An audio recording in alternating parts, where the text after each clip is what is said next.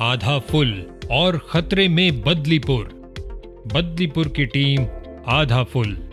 नाम किटी। उम्र 16 साल। कक्षा 11वीं। गुण जोश भी है और होश भी। किटी के लिए कुछ भी इम्पॉसिबल नहीं। नाम अदरक। उम्र 15 साल। कक्षा 7वीं के बाद स्कूल छोड़ दिया। गुण 1 नंबर का जुगाड़ू। अदरक के पास तरकीब की भरमार है। नाम तारा। उम्र 12 साल। कक्षा 7वीं। गुण जानकारी की चलती फिरती किताब। तारा कभी झूठ नहीं बोलती। तीनों बदलीपुर में रहते हैं। तीनों को जासूसी करने का बड़ा शौक है। बदलीपुर में कुछ भी होता है तो तीनों पहुंच जाते हैं केस को सुलझाने। इन तीनों ने मिलकर एक टीम बनाई है जिसका नाम है आधा फुल। चिट्ठी आई है। चिट्ठी मेरे लिए चिट्ठी? अभी देखती हूँ क्या लिखा है। बदलीपुर को बचा सको तो बचा लो, आज 5 बजे तक बह जाएगा। बदलीपुर को क्या होने वाला है? आधा फुल का नया केस? किट्टी तारा के पास जाती है और चिट्ठी वाली सारी बात बता देती है। बदलीपुर खतरे में है। अदरक कहाँ है? अपने घर होगा, वहीं चलते हैं। दोनों अदरक के घर पहुंचते हैं। अदरक एक कोने में उदास बैठा मिलता है। क्या हुआ अदरक, उदास क्यों बैठा है? किट्टी, क्या मैं अच्छा नहीं दिखता? ऐसा क्यों बोल रहे हो? किसी ने कुछ कहा क्या? पूरी बात बता। काश की जवानी में मेरे भी तुम्हारे जैसी बॉडी होती। तुम तो बिल्कुल बॉलीवुड हीरो की तरह दिख रहे हो। अगर मैं तुम्हारी तरह दिखता तो मैं अपने स्कूल में बहुत लोकप्रिय होता। कल मैं खूबीलाल के घर गया था। उसके चाचा बोले, खूबीलाल तुम कितने अच्छे लग रहे हो, कितनी बढ़िया बॉडी बना रखी है, रोज कितनी कसरत करते हो। मुझे देखा तक नहीं, मुंह फेर लिया सो अलग। क्या मैं अच्छा नहीं दिखता? मेरी तो तारीफ नहीं की। अब देखना मैं भी लुक्स पे ध्यान दूंगा, खूब कसरत करूंगा, देखता हूँ कैसे अच्छा नहीं दिखता। आपको क्या लगता है, अदरक सही बोल रहा है? अगर हाँ तो क्यों, और नहीं तो क्यों नहीं? अदरक, शरीर की बनावट के बारे में बात करना बहुत आम है। लोग ऐसी बातें बिना सोचे समझे ही कर देते हैं। जब हम लुक्स यानी रूप रंग, डील डॉल से जुड़ी कोई अच्छी या बुरी बात करते हैं तो इसे बॉडी टॉक यानी शारीरिक बनावट से जुड़ी बातें कहते हैं। बॉडी टॉक करना कितना हानिकारक है। खूबीलाल को देखो, जब उसके चाचा ने उसकी तारीफ की तो वो और ज्यादा कसरत करने में ध्यान देने लगा। इससे उसका कितना समय बर्बाद हो गया। जब खूबीलाल के चाचा ने तुम्हारी तारीफ नहीं की तो तुम भी परेशान हो गए और अपने लुक्स को लेकर उदास हो गए। वैसे भी हमारे पास लुक्स के बारे में सोचने से ज्यादा जरूरी काम है, जैसे हमारा अगला केस। अगला केस? हाँ, बदलीपुर बहने वाला है। बदलीपुर बह जाएगा? हाँ, इसमें तो यही लिखा है। पर कैसे? बदलीपुर के बाहर एक पुराना बांध है, कहीं इशारा उस तरफ तो नहीं? हाँ, हो सकता है। शायद हमें हाथी की जरूरत पड़ेगी। अदरक, तू खूबीलाल से उसका हाथी ले आ। मैं नहीं जाऊंगा उसके यहाँ। अरे जाओ, अब तो तुम समझ गए हो ना कि बॉडी टॉक करना कितना हानिकारक है। अगली बार जब चाचा जी लुक्स को लेकर बात करें तो उन्हें वहीं रोकना और उन्हें ये सब बातें जो हमने की है वो समझाना। फिर किट्टी और तारा बांध की तरफ भागते हैं, जहां बांध में आई दरार के कारण पानी निकल रहा होता है। अदरक खूबीलाल के घर की ओर जाता है। कहो अदरक, कैसे आना हुआ? बदलीपुर खतरे में है, तुम चलो मेरे साथ अपना हाथी लेकर।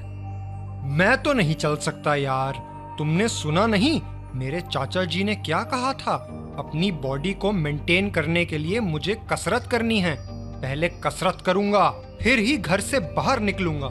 जब से चाचा जी ने मेरी बॉडी की तारीफ की है, मैं इसे और ज्यादा गंभीरता से लेने लग गया हूँ। इसलिए मेरे पास तो बिल्कुल टाइम नहीं है।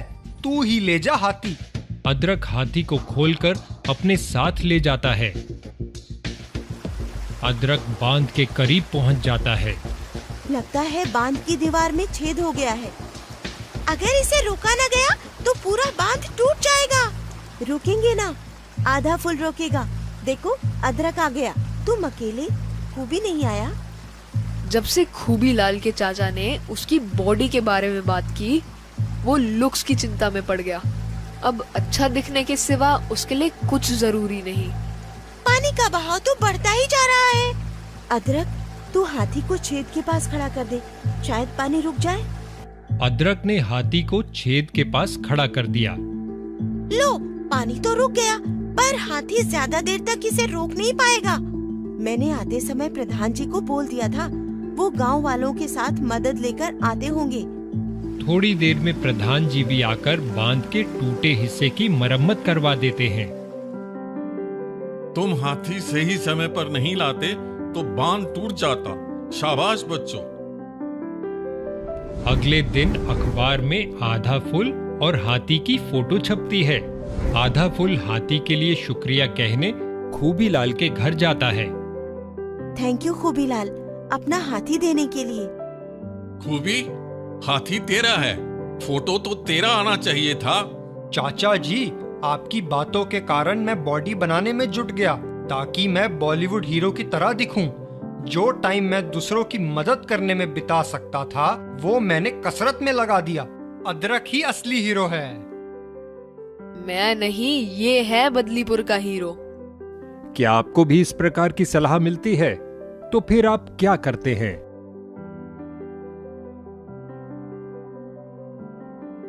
चाचा जी, लुक्स को लेकर कमेंट ना किया करो, ना अच्छा ना बुरा।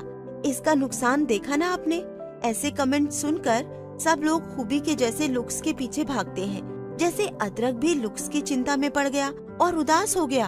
अब तो आपने सीख लिया कि बॉडी टॉक करना कितना हानिकारक है। तो ये वचन दीजिए कि आगे से आप किसी के रूप रंग के बारे में बात नहीं करेंगे। हीरो काम से बनता है, लुक्स से नहीं। हाथी तीनों को अपने ऊपर बिठा लेता है और जोर से चिंघाड़ता है, आधा फुल जिंदाबाद। कहानी की सीख। इस कहानी से आपने क्या सीखा? लोग बिना सोचे समझे शारीरिक बनावट से जुड़ी बातें करते हैं क्योंकि ये हमारे समाज में आम है। इसका कारण ये है कि लोग टीवी और विज्ञापनों के कारण आदर्श रूप पाने का दबाव महसूस करते हैं। बॉडी टॉक शारीरिक बनावट से जुड़ी बातों को कहते हैं। ऐसी बातें दोनों सकारात्मक, तुम कितने अच्छे लग रहे हो, क्या तुमने अपना वजन घटाया है, या नकारात्मक हो सकती हैं, जैसे काश मेरा शरीर और गठीला होता। ऐसी शारीरिक बनावट से जुड़ी बातें आपके दोस्त या किसी फिल्म स्टार के बारे में की जा सकती है। कई लोग शारीरिक बनावट से जुड़ी बातें अच्छे मन से करते हैं, लेकिन ऐसी बातें सबके लिए हानिकारक होती हैं और आदर्श रूप के दबाव को बढ़ावा देती हैं। ऐसी बातें लोगों के गुणों और रुचियों से उनका ध्यान बटाती हैं। बॉडी टॉक सिर्फ उन लोगों के लिए हानिकारक नहीं होती जिनके लुक्स की प्रशंसा की जाती है, बल्कि उनके आसपास के लोगों को भी नुकसान पहुंचाती है। जैसे उनको लगने लगता है कि उनमें कुछ कमी है, जिसकी वजह से वो अपना सारा समय लुक्स की चिंता में बिता देते हैं। हालांकि शारीरिक बनावट से जुड़ी बातें अक्सर की जाती हैं। इन्हें रोकना और जो लोग ऐसी बातें करते हैं उन्हें चुनौती देना जरूरी है। जब बॉडी टॉक हो, हमें ये कोशिश करनी चाहिए कि हम लोगों को समझाएं कि ये हानिकारक है और बातचीत का विषय बदलकर गुणों के बारे में बात करें।